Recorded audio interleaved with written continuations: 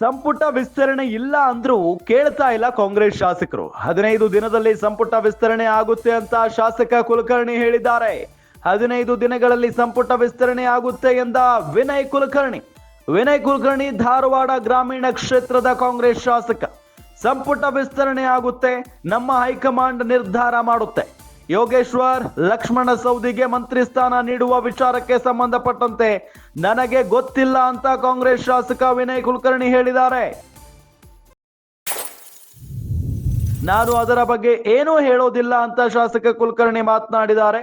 Savadi CP Yogeshwar ಹೆಸರು ಹೇಳ್ತಾ ಇದ್ದಂತೆ ನಾನು ಆಕಾಂಕ್ಷಿ ಅಂದಿದ್ದಾರೆ ಕುಲಕರ್ಣಿ. ಬಹಿರಂಗವಾಗಿ ಸಚಿವ ಸ್ಥಾನ ಬೇಕು ಅಂತ ಹೇಳಿದ್ದಾರೆ ವಿನಯ್ ಕುಲಕರ್ಣಿ. ಧಾರವಾಡದಲ್ಲಿ ಕಾಂಗ್ರೆಸ್ ಶಾಸಕ ವಿನಯ್ ಕುಲಕರ್ಣಿ ಹೇಳಿಕೆಯನ್ನ ಕೊಟ್ಟಿದ್ದಾರೆ. ಸಂಪುಟ ವಿಸ್ತರಣೆ ವಿಚಾರಕ್ಕೆ ಸಂಬಂಧಪಟ್ಟಂತೆ ಎಷ್ಟು ದಿನಗಳ ಕಾಲ ಅದು ಬಹಳಷ್ಟು ಚರ್ಚೆಯಲ್ಲಿತ್ತು. ಆದ್ರೆ ಹೈಕಮಾಂಡ್ ನಾಯಕರು ಸದ್ಯಕ್ಕೆ ಸಂಪುಟ ವಿಸ್ತರಣೆ ಅಥವಾ ಪುನಾರಚನೆ ಬೇಡ ಅಂತ ಹೇಳಿಬಿಟ್ಟಿದ್ದಾರೆ. ಇಲ್ಲ ಅಂದ್ರೂ ಕೂಡ ಇಲ್ಲಿ ಕಾಂಗ್ರೆಸ್ ಶಾಸಕರು ಕೇಳ್ತಾ ಇಲ್ಲ, ನಾನು ಆಕಾಂಕ್ಷಿ ಇದ್ದೀನಿ, ಸಂಪುಟಕ್ಕೆ ನಾನು ಸೇರ್ಕೊಳ್ಬೇಕು, ನಾನು ಸಚಿವನಾಗಬೇಕು ಅನ್ನೋ ನಿಟ್ಟಿನಲ್ಲಿ ಆಸೆಯನ್ನ ವ್ಯಕ್ತಪಡಿಸ್ತಾ ಇದ್ದಾರೆ. ಬಹಳ ಪ್ರಮುಖವಾಗಿ ಶಾಸಕ ವಿನಯ್ ಕುಲಕರ್ಣಿ 15 ದಿನದಲ್ಲಿ ಸಂಪುಟ ವಿಸ್ತರಣೆ ಆಗುತ್ತೆ, ಜೊತೆಗೆ ನಾನು ಕೂಡ ಇಲ್ಲಿ ಆಕಾಂಕ್ಷಿ ಆಗಿದ್ದೇನೆ ಅನ್ನೋ ನಿಟ್ಟಿನಲ್ಲಿ ಹೇಳಿಕೆಯನ್ನ ಕೊಟ್ಟಿದ್ದಾರೆ. ಬಹಳ ಪ್ರಮುಖವಾಗಿ ಈಗ ತಾನೇ ಚನ್ನಪಟ್ಟಣ ವಿಧಾನಸಭಾ ಕ್ಷೇತ್ರದಿಂದ ಬೈ ಎಲೆಕ್ಷನ್ ಅಲ್ಲಿ ಏನ್ ಗೆದ್ದಿದಾರಲ್ಲ ಕಾಂಗ್ರೆಸ್ನಿಂದ ಯೋಗೇಶ್ವರ್, ಅವರು ಕೂಡ ಆಕಾಂಕ್ಷಿ ಆಗಿದ್ದಾರೆ. ಅವರಿಗೆ ಮಂತ್ರಿ ಸ್ಥಾನ ನೀಡ್ತಾರೆ ಅಂತ ಹೇಳಲಾಗ್ತಾ ಇದೆ. ಲಕ್ಷ್ಮಣ ಸವದಿಗೆ ಮಂತ್ರಿ ಸ್ಥಾನ ನೀಡುವ ವಿಚಾರದ ಬಗ್ಗೆ ಶಾಸಕ ವಿನಯ್ ಕುಲಕರ್ಣಿ ಅವರನ್ನ ಕೇಳಿದಂತ ಸಂದರ್ಭದಲ್ಲಿ ನನಗೆ ಗೊತ್ತಿಲ್ಲ ಅಂತ ಹೇಳಿ ಈ ಸಂದರ್ಭದಲ್ಲಿ ಹೇಳಿಕೆಯನ್ನ ಕೊಟ್ಟಿದ್ದಾರೆ. ನಾನು ಅದರ ಬಗ್ಗೆ ಏನೂ ಹೇಳೋದಿಲ್ಲ. ಸೌದಿ ಸಿಪಿಐ ಹೆಸರು ಹೇಳ್ತಾ ಇದ್ದಂತೆ ಒಂದೇ ಒಂದು ಮಾತನ್ನ ಅವರು ಹೇಳಿರೋದು, ನಾನು ಕೂಡ ಆಕಾಂಕ್ಷಿ ಅಂತ ಹೇಳಿ ಹೇಳಿಕೆಯನ್ನ ಕೊಟ್ಟಿದ್ದಾರೆ.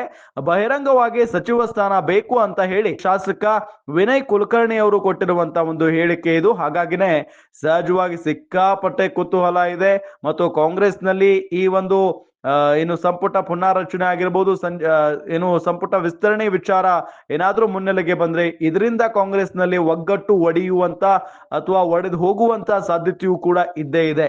ಸ್ಟಾರ್ಟ್ ಆಯ್ತು ಸಚಿವ ಸಂಪುಟ ವಿಸ್ತರಣೆ ಆಗುವಂತದ್ರಲ್ಲಿ ಇದೆ. ಇವಾಗ ಮೋಸ್ಟ್ಲಿ ನನಗೆ ಅನ್ಸಬಿಟ್ಟು ಈಗ ಒಂದು 15-20 ದಿನ ಸಚಿವ ಸಂಪುಟ ವಿಸ್ತರಣೆ ಮಾಡ್ತಾರೆ.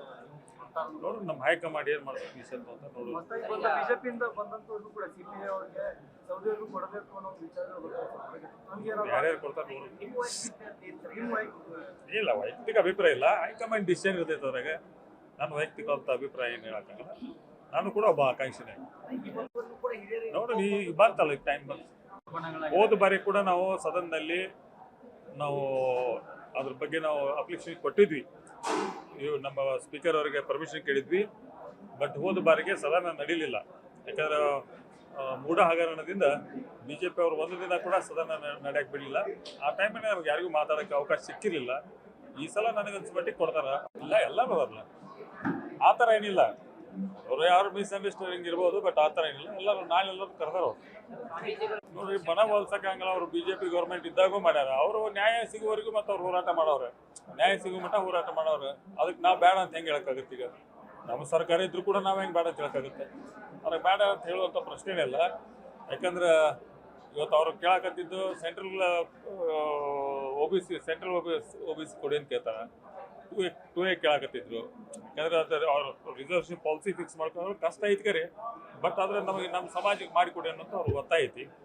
ಅದಕ್ಕೆ ನಾವು ಯಾರಿಗಿಲ್ಲ ಅಂತ ಹೇಳಕ್ಕಾಗುತ್ತೆ? ಅದೇ ನಮಗಂತೂ ಅಪ್ಲೈ ಆಗಿಲ್ಲ, ಅದು ನಮಗೇನು ಅಪ್ಲೈ ಇಲ್ಲ. ನಾವು ಹೋರಾಟಕ್ಕೆ ಹೋಗ್ತೀವಿ, ಅದ್ರಾಗೇನು ಪ್ರಶ್ನೆ ಇಲ್ಲ. ನಾವು ಹೋರಾಟಕ್ಕೆ ಹೋಗ್ತೇವೆ. ನಾವು ಹೋರಾಟಗಾರರು, ನಾವು ಹೋರಾಟಕ್ಕೆ ಹೋಗ್ತೇವೆ.